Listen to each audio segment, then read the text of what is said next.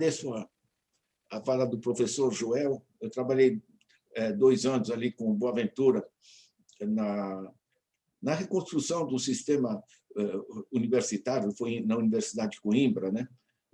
Que depois da Revolução dos Cravos, né? Gerou uma outra dinâmica e uma atualização e modernização do sistema universitário. E conhecer Portugal, para mim, foi extremamente rico, né?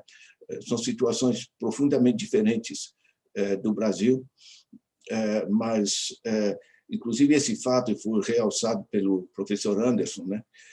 De que a capacidade de investimento está, em grande parte, descentralizada, ou seja, você aproxima a política e a economia, né? Porque onde estão as pessoas e que conhecem seus problemas, e ali onde se decide os investimentos. Isso é vital e é rigorosamente o inverso do que acontece no Brasil, né?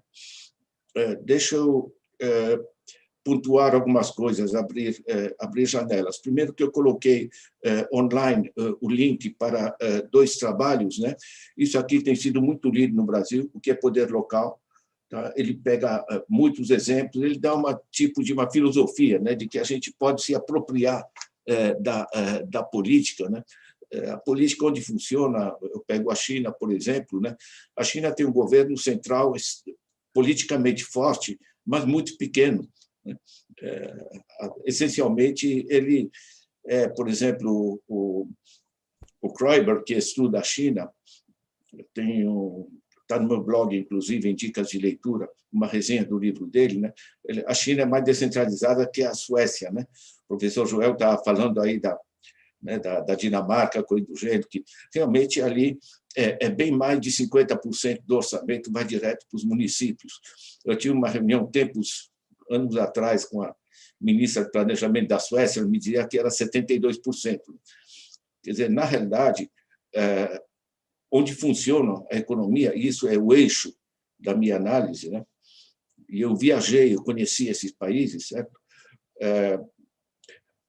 O essencial da execução das políticas em termos de financiamento dos projetos, de organização, etc., é no nível local, certo?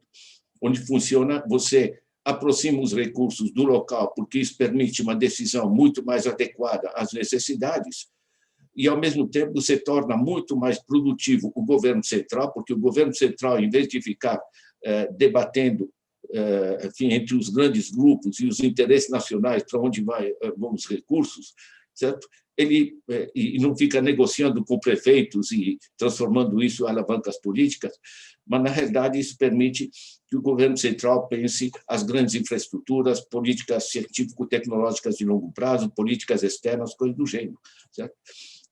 Você racionaliza o sistema administrativo do conjunto. Esse é um eixo básico, tá, dessa minha análise, né? Deixa eu levantar, primeiro, que nós estamos vivendo uma convergência de crises, não apenas a crise da pandemia. Nós estamos com uma crise ambiental absolutamente dramática, destruição da biodiversidade, destruição da vida nos mares, a perda de solo agrícola, no Brasil, a destruição da Amazônia, mas não só, certo? O agroexportador intensamente químico e monocultor, ele é um desastre em termos ambientais, né? Ele rende divisas para o Brasil, mas é um desastre em termos ambientais. Então, temos a dinâmica ambiental, que vai se manifestar também nas cidades, né? Nós temos o desastre social da desigualdade, esse é o eixo estruturante de todas as nossas políticas, tá? Ele vai impactar tudo, vai impactar como agem as empresas, porque a massa da população não tem dinheiro para consumir, então isso trava o desenvolvimento da produção, isso vai impactar o sistema da educação, porque nós temos educação privada ou de luxo até, digamos, para as minorias mais ricas, e temos uma educação para pobre, temos saúde para rico, saúde para pobre, né? De certa maneira, isso é importante entender que a desigualdade não é só uma questão de injustiça, é uma burrice em termos de organização social, tá? Porque você, de certa maneira, congela a desigualdade em termos das diversas políticas que se fazem fazem no país e gera essas situações explosivas, né? A que ponto você pode falar da cidade de São Paulo, né? Quando você tem a parte próspera e você tem as periferias, né? Vocês têm o convívio, né, da miséria e do luxo absurdo no Rio de Janeiro e por aí vai. Então, a desigualdade só tem aumentado. Tá? Ela foi reduzida, em parte, durante o governo popular. De 2014 para cá, quando começa o golpe, a desigualdade vem subindo. Né?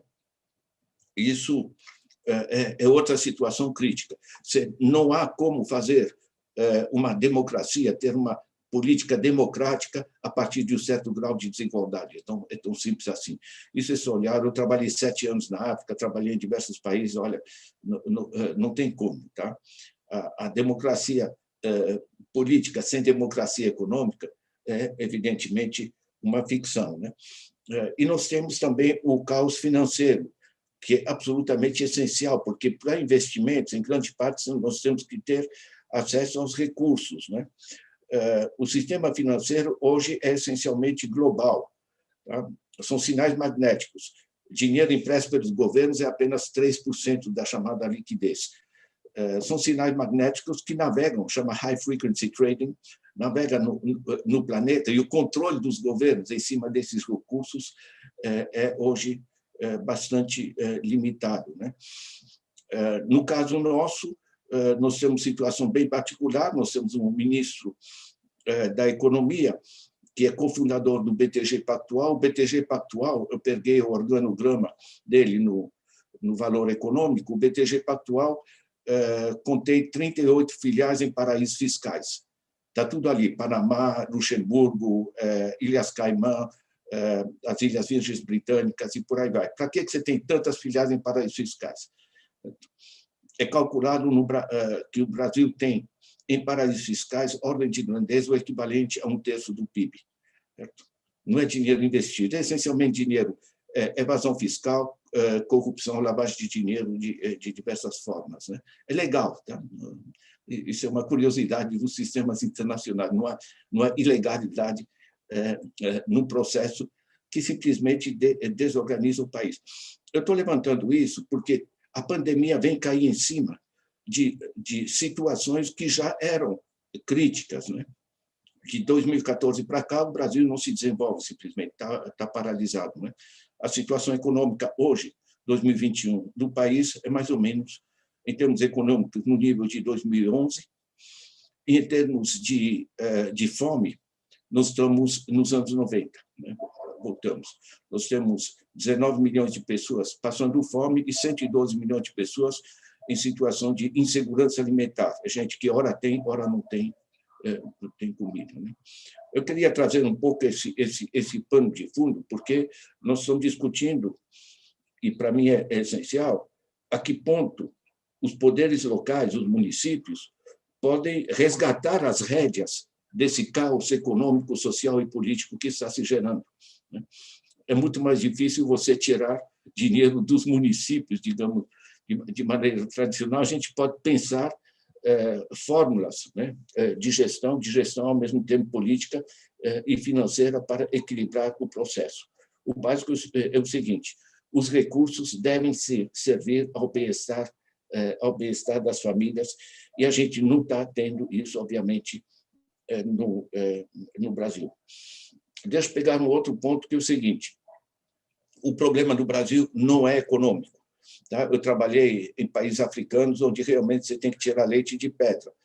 A situação é extremamente crítica, certo? A herança do colonialismo e tudo mais.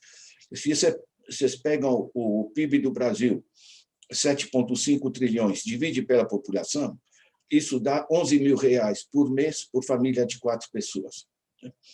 R$11.000 por mês por família de 4 pessoas.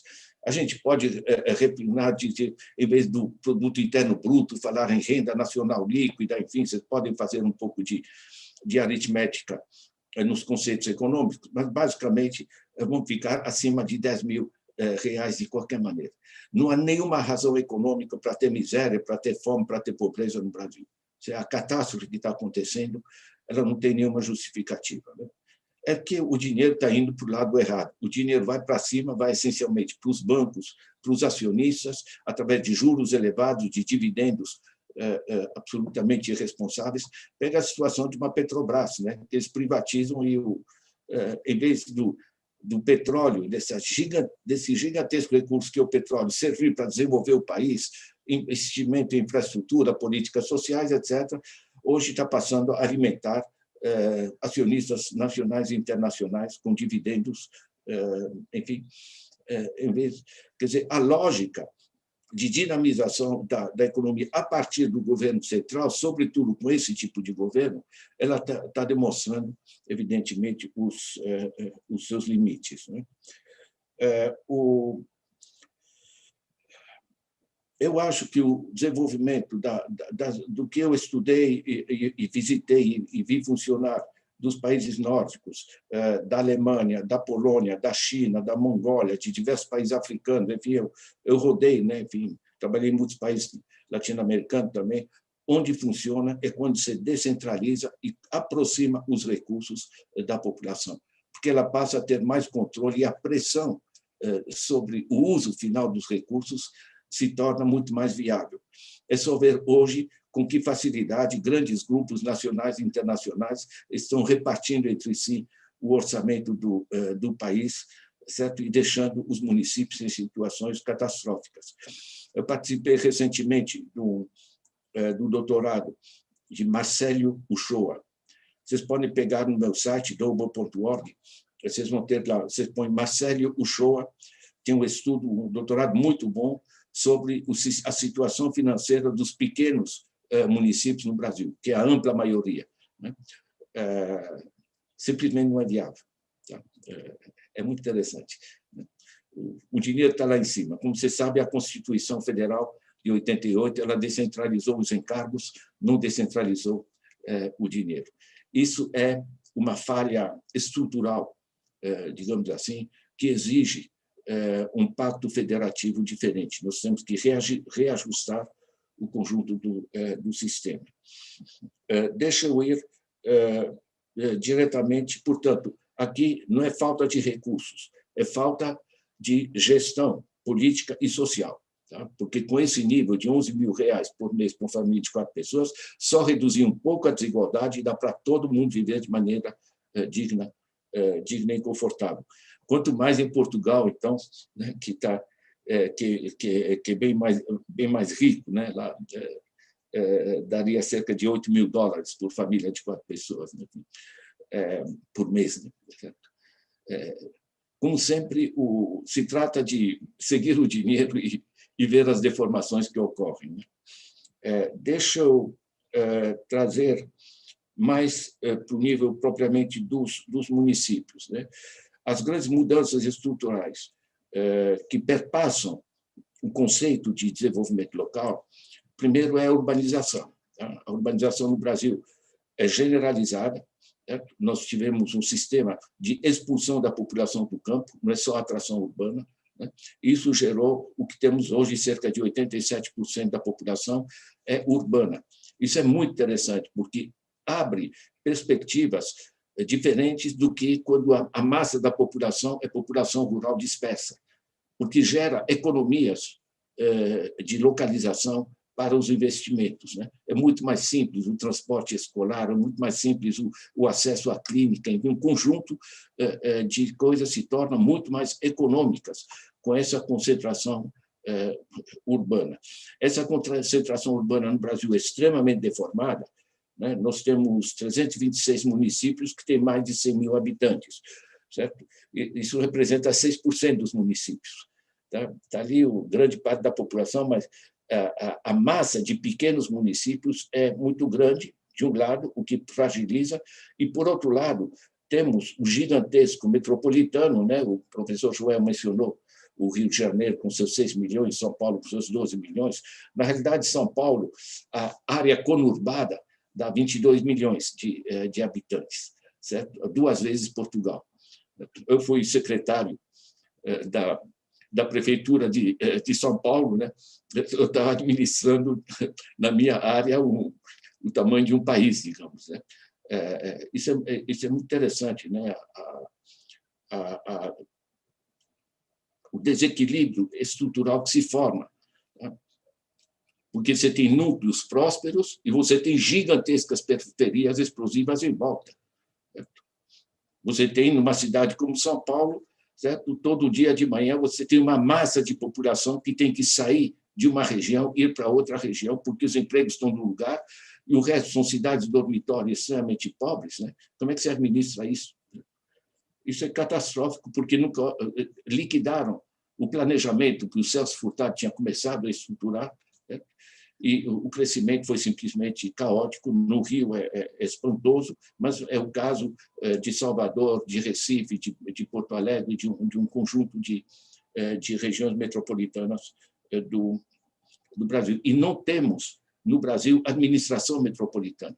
Tá? O governo acabou com a Emprasa, que pelo menos organizava um pouco de planejamento metropolitano.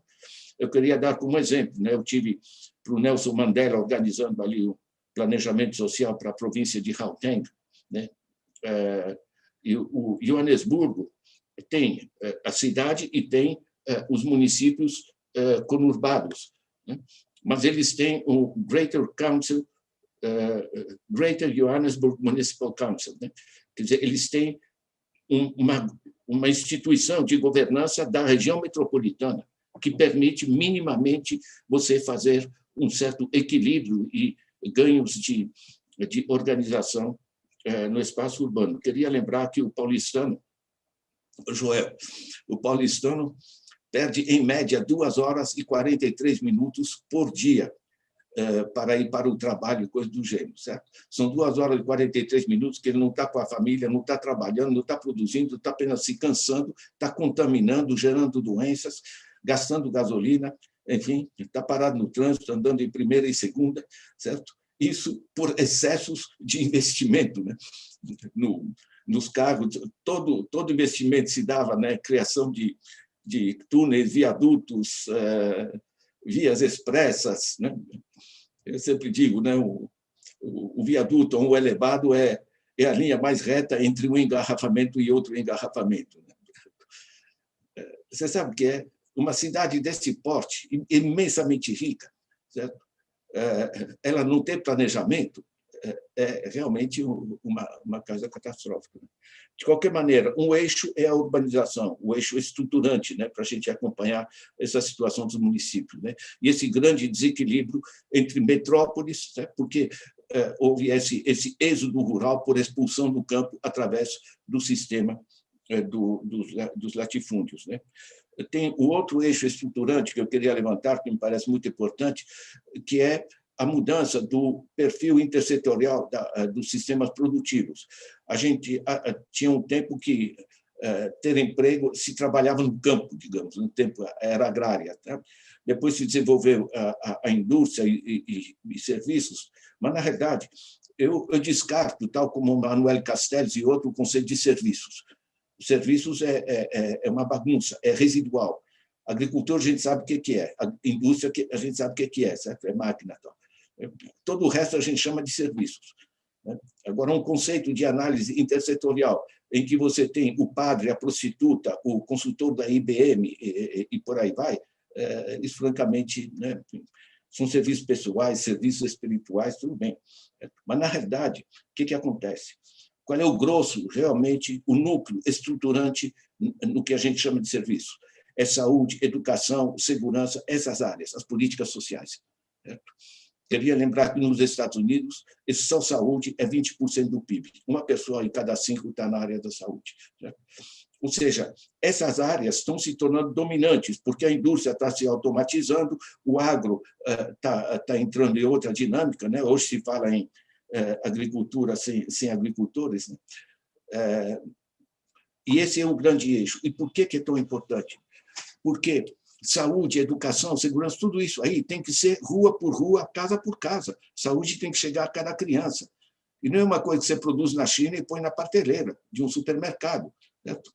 São coisas de contato, são coisas imediatas. Ou seja, de certa maneira, a mudança do perfil intersetorial, de qual é a composição do PIB, em termos de setores, nos obriga a entender a importância muito maior dos sistemas locais de gestão, né?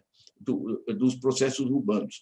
A China entendeu isso a fundo, né? Eu volto a recomendar, né? O livro do Kroiber, está no meu site, vocês pegam lá, China's Economy, né? Fazer esse estudo da estruturação. A gente aprende muito com a China. Não é questão de gostar, de não gostar, de ideologias e de gritinhos desse tipo. É questão de entender como funciona. E a gente pode aprender muito com diversos países, né? De qualquer forma, esse aumento relativo das políticas sociais na importância na economia, vejam o peso da educação. Antigamente, a gente estudava 4 anos, né? Era para ter um verniz de educação, saber decifrar o seu endereço, coisa assim, né? Hoje, o cara está, às vezes, está 20, 23 anos, ainda está estudando, né? O sistema está mudando. Ou seja, a expansão das políticas sociais na composição geral das atividades econômicas, certo? Ela se torna absolutamente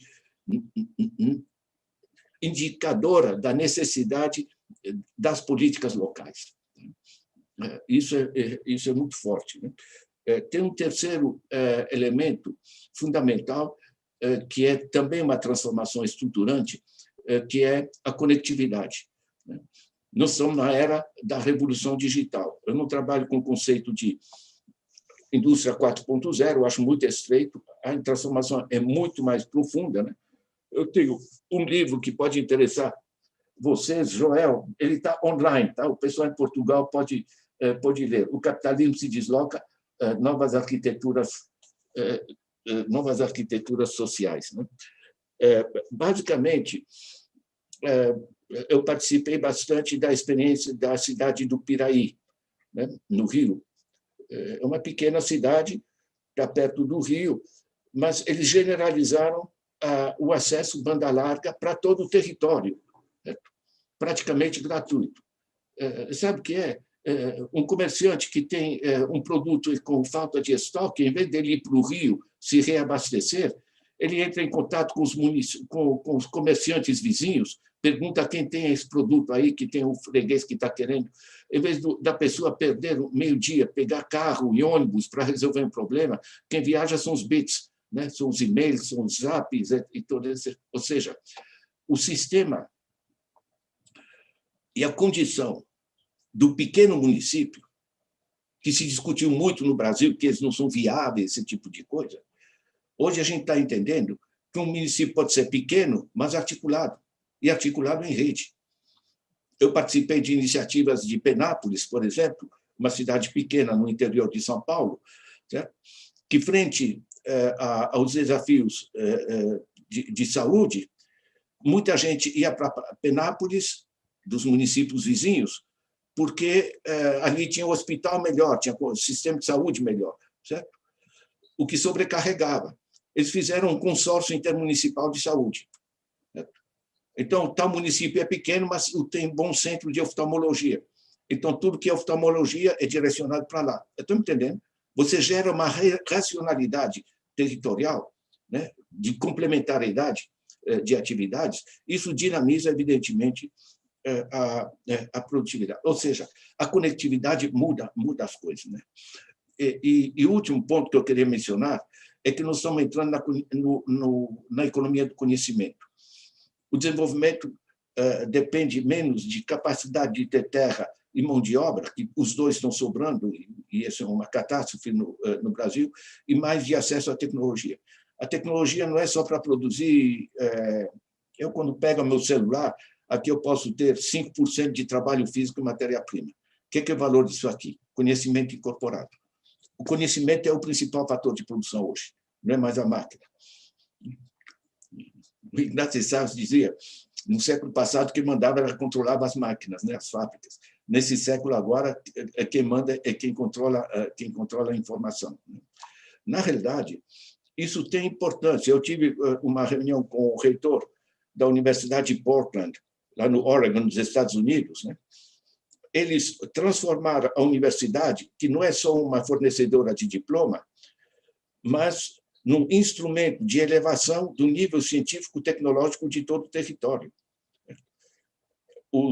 o TCC, o trabalho de conclusão de curso, que é muito burocrático no Brasil, lá eles exigem que seja um projeto, junto a um grupo de alunos, elabora um projeto, por exemplo, de melhoria da saúde, ou melhoria de saneamento, ou melhoria de acesso, de organização de transporte, o que seja. Mas, para concluir um curso, você tem que montar e vender para alguém, para uma secretaria de saúde, para uma empresa, ou o que seja, vender para alguém um projeto concreto de melhoria daquele estado, daquela cidade. Certo? Ou seja, de certa maneira, cada município, por organizar a sua articulação em rede com outras universidades ou com universidades locais e regionais e passar a trabalhar de maneira sistemática o seu desenvolvimento. Né? Eu queria lembrar que o conhecimento hoje está online. Né? Então, como estamos aqui, o Joel Feliz entrando na primavera de Portugal, nós aqui em diversas situações, o Anderson na Paraíba, o conceito de território mudou. Não há mais problema de ter um município pequeno, se você está articulado e conectado. Então, a gestão do município se tornou, em grande parte, o sistema de se articular nas regiões. Santa Catarina tomou uma iniciativa muito interessante, né, que dividiu os seus 310 municípios em regiões, 30 e poucas regiões, certo? E grupos de municípios passaram a se articular para assegurar a racionalidade de gestão. Né? Às vezes, você tem município no Brasil em que um lado da rua, o transporte do lixo, né, dos resíduos sólidos, pertence a uma empresa, e do outro da rua a outra, de outro município diferente. Isso não faz sentido. Nós podemos construir complementaridade. Portanto, eu pego esses eixos estruturantes, né? A urbanização, a expansão das políticas sociais, a conectividade, o conhecimento como fator principal de produção, que é legal para as análises, pelo menos esse é meu eixo para tentar acompanhar como a gente pode estar melhorando esses municípios. Né? Nós fizemos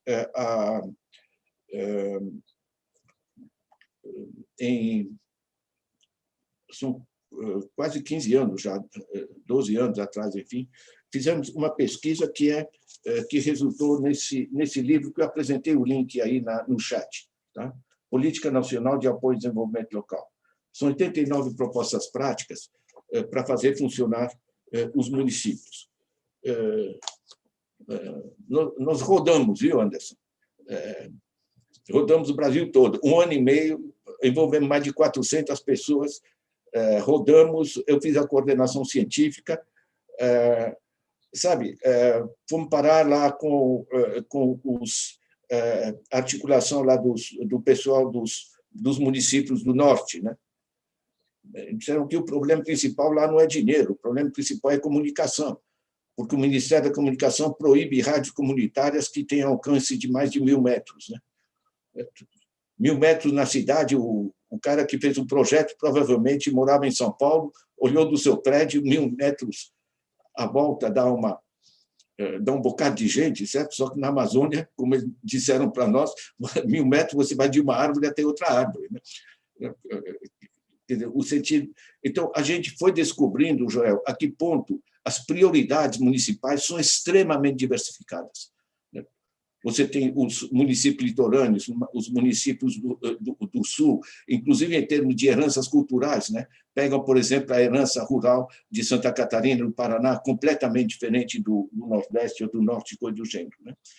Daí que a gente viu muito reforçado a que ponto a gente tem que assegurar a descentralização e deixar as comunidades locais se apropriarem e elas definirem quais são as prioridades. Certo?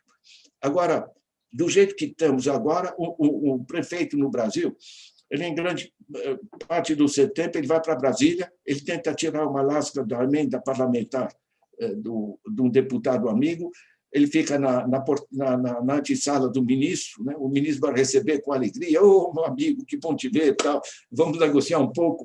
Você conhece a tal construtora? Você quer um viaduto? Né? Meu, isso não funciona. Certo? Quer dizer, em termos de gestão, essa centralização de recursos, descentralização dos recados, isso aqui simplesmente não funciona. Na fase de redistribuição de recursos que o Lula fez e que a Dilma fez, enfim, até 2013, que é o último ano antes de todo o processo do golpe, né? Certo? Isso funcionou e com muitas limitações, justamente porque são limitações estruturais. Deixa eu dizer que nessa pesquisa que nós fizemos nesse livro, a gente organizou as propostas em 8 eixos. Primeiro, finanças locais, as chamadas finanças de proximidade. Isso é generalizado em toda a Europa, é generalizado no Vietnã, na Coreia do Sul, na China, em diversos países. Isso é muito interessante. Para ter democracia política, você tem que ter democracia econômica. Você tem que aproximar o dinheiro de onde ele é necessário, porque você melhora a capacidade de pressão da população pela utilidade final dos recursos servindo o que é necessário às populações. Né? Nós pegamos também outro eixo, que é de acesso às tecnologias. Hoje, é perfeitamente possível cada município, mesmo pequeno, fazer uma rede de interação.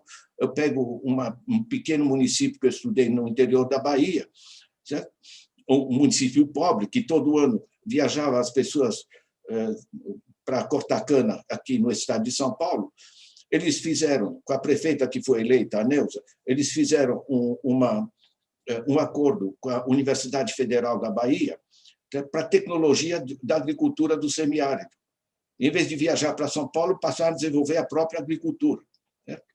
E o interessante é o seguinte: o governo do estado, para punir, digamos, a população que tinha votado de maneira errada no seu conceito, né? Eles mandaram fechar a única agência bancária, uma cidade pequena a 68 quilômetros do asfalto. Né? Não se assustaram, fizeram uma cooperativa de crédito.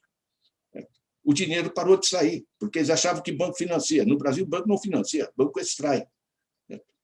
Então, na realidade, você começa a ver que iniciativas que juntam as diversas áreas setoriais em função do bem-estar daquela população, elas começam a gerar sinergia. Um terceiro eixo que a gente pegou são as soluções institucionais. Por exemplo, eu tenho reunião com sindicatos de Sorocaba. Os sindicatos estão se queixando porque os salários, direito trabalhista, etc., etc. Tá? Agora, eles estão separados, porque tem categorias. Sindicato têxtil, tem sindicato para os professores, sindicato disso, daquilo. Então, eu estou acompanhando o tempo, estou sossegado, tá, Anderson? Eu sou contido nessas coisas. Mas, de que eu estava falando, meu Deus? Sindicatos, né? Sabe o que é? Eu falo para eles: gente, você sabe o que é? Vocês juntam os diversos sindicatos da cidade de Sorocaba, faz uma reunião, pensa como é que a gente melhora a cidade. Forma um conselho, certo? Com os sindicatos, com alguns empresários de cabeça aberta, com as organizações da sociedade civil local. Vocês criam um núcleo pensante e de pressão da sociedade civil em função das necessidades daquele município. Vocês vão poder acumular conhecimentos sobre a situação do orçamento, de onde está indo o dinheiro, porque vocês vão formar as pessoas na compreensão do seu território. Nós conseguimos, junto com o Jacob Anderle, eu participei desse negócio anos atrás já, em Santa Catarina, no estado de Santa Catarina, a gente criou a dinâmica chamada Minha Escola, Meu Lugar. Se organizou o ensino do próprio município, dos seus dados básicos, nas escolas. Você gera uma nova geração que conhece o município, conhece as necessidades, sabe quanto dinheiro entra em todas essas coisas. Entende? É interessante, né, essa apropriação. Portanto, não dá para pensar só, eu me interessei muito, né, pelo que o Joel trouxe das visões de como funcionam as câmaras, como funcionam as freguesias, etc., né? Nós não podemos ficar no Brasil apenas no prefeito eleito e nos grupos politicamente polarizados que estão na Câmara Municipal de Vereadores. Nós temos que ter instrumento da sociedade civil organizada. O sueco médio pertence a 4 organizações comunitárias, organizações da sociedade civil. A política não é uma vez a cada 2 ou a cada 4 anos quando se vota. Não existe democracia quando você exerce, digamos, a cada 2 anos. Você tem que ter estruturação da sociedade em torno dos seus interesses, senão a coisa simplesmente não funciona. Né? Nós temos que criar sistemas de informação. Eu tive, tempos atrás, com o secretário de Planejamento de Minas Gerais, ele disse, olha, apenas 1/3 dos municípios em Minas fez alguma prospecção de subsolo. Como é que pode? Quer dizer, o prefeito eleito faz um viaduto, leva uma graninha e estou feliz, certo? Minha reeleição está financiada. Estou simplificando, enfim, ridicularizando um pouco, mas, basicamente, como é que os municípios... Você conta nos dedos, no Brasil, município que tem um sistema organizado de informação sobre o próprio município. Certo? Isso é vital. Certo? Outro eixo, comunicação. Como é que você pode ter democracia se você tem uma população desinformada? Então, cada município no Brasil tem aquela verba ali que vai pôr no rádio, nós fizemos isso, construímos tantas creches, etc. Isso é muito mais do que isso. É um sistema permanente online de informação. Eu lembro que no município de Londrina, lá no sul, né, eu visitei, né, junto com o prefeito, né, ele tem um sistema muito simples, ele colocou o terminal do computador da Secretaria de Finanças dele em 4 lugares públicos da cidade. Qualquer pessoa pode acessar. Se não entende, vai com o contador, vai com outro político, ou com um advogado, uma coisa para entender as coisas. É transparência. Certo? Você, na realidade, você tem que gerar esse sistema de dar ferramentas de participação à população. Isso significa aumentar radicalmente a densidade de informação e de comunicação, não publicitária, mas de informação mesmo, significativa para a população. Né? Nós trabalhamos também a necessidade de formação de pessoas. Né? No Brasil, você tem cursos, né, de administração pública, você conta nos dedos. Eu participei em Brasília, né, na Escola de Gestão Pública, no curso que foi feito, a gente organizou durante um ano um curso muito, muito bom de formação de gestores de desenvolvimento local. Né? Isso aqui tem que ser expandido e muito. A política não é só... A gente forma advogados que viram políticos. Né? Esse negócio não funciona. Você tem que formar gestores no sentido pleno. Né? Nós, no Brasil, em geral, temos ou administração de empresas ou administração pública.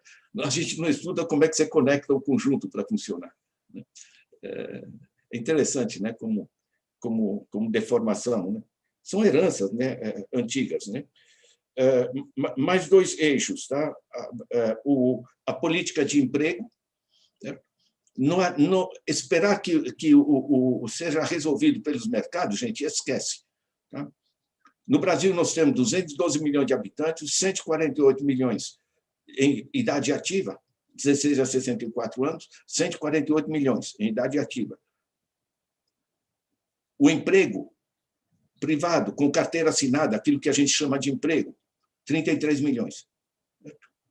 38 milhões de pessoas do setor informal, gente que se vira, 14 milhões de desempregados, 7 milhões de desalentados. Agora, eu vou para a Imperatriz do Maranhão. Eu pego esse exemplo porque me chocou ali. Né? Eu vou lá de vez em quando, porque meu pai está enterrado lá. Né? Quer dizer, eu tenho Imperatriz, tem um monte de gente desempregada. E, em torno da cidade, uma imensidão de terra vazia, de terra parada. Não é física quântica, dá para pensar alguma coisa, certo? Você faz um cinturão verde, hortifruti granjeiro, como fazem tantas cidades na Europa, na China e outros, te permite alimentação decente, enriquecimento do município, empregos e bem-estar das famílias, alimentação melhor nas escolas, e você dinamiza a economia. Certo? o que rende mais para o caixa do município, e o sistema, em termos econômicos, fecha, né? Nós temos o desemprego, a terra parada, e eu olhei nos supermercados, o grosso do que tem nas prateleiras de supermercados é transportado vindo de São Paulo, mais de 1.700 quilômetros, né, de caminhão. É o tamanho, a dimensão da irracionalidade. O último aspecto, o último eixo das políticas ambientais, né? Não dá para a gente não colocar na linha de frente, junto com a desigualdade, o meio ambiente, a destruição ambiental e a desigualdade que destrói as pessoas, certo? Como os dois eixos trágicos, digamos, em vez de pensar e o pessoal ficar denunciando, discutindo o socialismo, isso, aquilo, temos que ver onde pega, onde se gera o sofrimento, onde se gera o drama, onde se gera a paralisia e dar as respostas. No Brasil, são políticas que reduzem a desigualdade e políticas que resgatam o meio ambiente, né? Eu participei muito, Joel, na política do Lula, né, e Dilma I, né? Quer dizer, basicamente, de 2010 a 2013, essa década foi chamada pelo Banco Mundial de The Golden Decade, a década dourada do Brasil. É muito interessante, porque não é só Bolsa Família. Eu tenho eles aqui, eu estudei todos eles, eram 149 projetos, programas. É o Luz para Todos, enfim, um conjunto de projetos, a elevação do salário mínimo, né? O fato é que se repassou mais recursos para a base da sociedade, o que gerou demanda. A demanda permitiu que as empresas tivessem para quem vender. O desemprego, que era de 12% em 2002, caiu para 6%. Tanto o consumo das famílias, que aumentou, gerou recursos, imposto sobre o consumo, para o Estado, como a atividade econômica que se reforçou também gerou recursos para o Estado.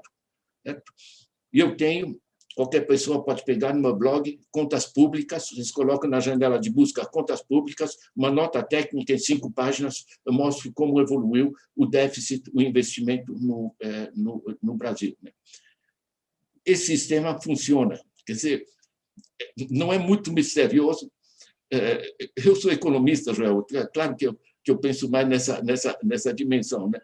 Mas, na verdade, é o seguinte: a economia funciona quando você orienta ela para o bem-estar das famílias, né? E não é mais misterioso que isso, porque isso gera demanda, gera um emprego, ambos geram recursos para o Estado e a roda gira. A gente viu isso com o New Deal do Roosevelt, está vendo isso agora com as propostas do Biden, funcionou com o welfare state na Europa, funciona na China, né, com diversos sistemas políticos e de organização. No conjunto, o que funciona é você orientar a economia para o nível local, com gestão descentralizada em rede, que é o grande eixo para o qual a gente se direciona hoje, né?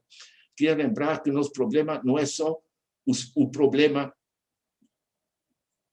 tipo saúde, desigualdade, fome, etc. Esses são os problemas. Mas o nosso problema é por trás dos problemas. É a capacidade organizativa de enfrentar os problemas, a chamada governança. Para mim, é o desafio central. Obrigado, gente. Deixa eu finalizar aqui. Primeiro, a questão do... se fala menos em poder local. Gente, os grupos que reassumiram o poder, eles não gostam de sistemas descentralizados e participativos. É tão simples assim, né? O José Serra acabou com o que foi desenvolvido no tempo da Luísa Erundina e expandido com o tempo do Fernando Haddad, né? Que eram as subprefeituras. Entendeu? Você gerar um pouco de sistema participativo ao dividir repartir, digamos, as responsabilidades para diversas regiões de São Paulo, né? Eles acabaram com isso, né? Porque são os interesses das grandes empreiteiras, das grandes especuladoras imobiliárias, que são os grandes grupos e dos grandes sistemas financeiros que mandam na cidade, certo? É tão simples assim, né? Além dos grupos que a gente conhece, da transporte, do lixo, etc. Enfim, né? Aí vale a pena você chamar a Hermínia Maricato, né? Que mostra com toda a clareza como chama esse processo. Agora, a realidade é a seguinte, você tem toda a razão, que nós tínhamos, no início dos anos 2000, até na parte dos anos 90, tínhamos uma discussão muito rica sobre desenvolvimento local. Certo? Agora, durante o governo Lula, isso se expandiu em termos de aplicação efetiva. Tá? Essa pesquisa que eu mencionei aqui, que a gente mencionou, foi durante o governo Lula, feita a pedido dele. Certo? E não é um negócio do que o governo pode fazer para os municípios. É como o município pode se apropriar da sua dinâmica. Certo? A gente tem escrito ali nesse livro, o desenvolvimento não se espera, né? Se esperar que chegue uma filial da Volkswagen, alguma coisa. Não se espera, se faz. Certo? O que chegar de fora é lucro. Né? Então, agora, você tem toda a razão. Né? Quer dizer, essa discussão perdeu espaço. Eu estou tentando recolocar isso, e eu fiquei muito feliz quando vocês me convidaram para isso. Certo? Eu estou tentando recolocar isso nos trilhos, recolocar essa discussão. Ela está, a meu ver, insuficientemente presente nas discussões, inclusive na própria esquerda, que fala das coisas muito gerais, mas insuficientemente da parte de gestão, da parte do processo decisório, como se decide, ao fim e ao cabo, o uso final dos recursos. Finanças de proximidade é isso. Os 118 bancos comunitários de desenvolvimento é isso. Certo? Todo o trabalho que se faz, né, de tentar descentralizar. Por exemplo, nós já temos moedas locais virtuais. Né? Tudo isso o que é? Tudo isso tem a ver com democracia direta, de certa maneira. Eu não acredito em democracia direta, tá, nesses termos. Eu acredito, sim, numa democracia menos indireta. Ou seja, maior participação nos processos decisórios. Quando eu pego o pessoal ali do... me escapa o nome. Como é que chama, Anderson, o município aí no Rio, que está com Mumbuca, a moeda deles? Né? É impressionante como eles resgataram. Como é? Barra do Piraí? Não é Piraí. Não, mas não tem importância. Você tem o Banco Palmas, por exemplo, no Ceará, né? São 118 bancos. O que é isso? Você se reaproxima, você recupera um fragmento do processo decisório. Né? E o processo decisório sobre recursos é vital. Eu uso sempre uma antiga estatística, mas que é significativa e ilustra. Né? Na cidade de Bertioga, de cada R$100 depositados na agência do Bradesco, na época, apenas R$8 ficavam na cidade de Bertioga. Tudo ia lá para fora. Quando eu vou para a Alemanha, o alemão não coloca seu dinheiro em bancos, coloca em caixas de poupança, chama Sparkassen, certo? Mais de 60% das poupanças da Alemanha estão ali. Sabe o que é isso? O dinheiro no local das pessoas, ele é decidido não por um banco, pelo Deutsche Bank ou o que seja, certo? Mas por uma caixa de poupança local, certo? E como, além do mais, grande parte do recurso federal é repassado também para o nível local, certo? Você junta as poupanças locais, um banco local, uma caixa de poupança local, que recebe esse dinheiro do governo federal, você tem uma autonomia de decisões no nível local muito grande. Certo? Isso melhora radicalmente todo o processo decisório. Né? Eu tenho o caso da Polônia. A Polônia também não depende tanto de banco. Eles guardaram, do tempo socialista, seus 470 bancos cooperativos. Né? São sistemas locais de gestão. Chamar disso de democracia indireta ou direta, basicamente o seguinte: se você não tem mais participação das pessoas em torno às decisões públicas e também o controle das corporações, do seu impacto econômico, do seu impacto social, olha, nem na parte do Estado, nem na parte das corporações existe Papai Noel. Né? Eles não estão ali para resolver a vida da gente. Eles estão ali para assegurar seu futuro político, para extorquir, para ganhar mais dinheiro para os seus acionistas e coisa do gênero. Digamos que essa vitalidade do sistema participativo da cidadania é absolutamente vital. Eu acredito que as novas tecnologias, com a conectividade, né, e a possibilidade de uma gestão horizontal em rede, eu vou muito na linha dos estudos do Manuel Castells, né? e de outros estudos recentes sobre esse desenvolvimento, eu acho que nós temos potenciais para democratizar radicalmente. Deixa eu colocar, finalizando, só um argumento-chave. O principal vetor, o principal fator de produção, perdão, o principal fator de produção hoje não é mais a máquina, não é a força física, é o conhecimento. Agora, o conhecimento é diferente. Os bens físicos, se eu passo para o Anderson meu relógio, eu deixo de ter meu relógio, tá? É o que a gente chama de bens rivais. O conhecimento, não. Eu passo para ele um conhecimento, eu continuo com ele, e vice-versa. Quando eu olho que a China criou o CORE, China Open Resources for Education.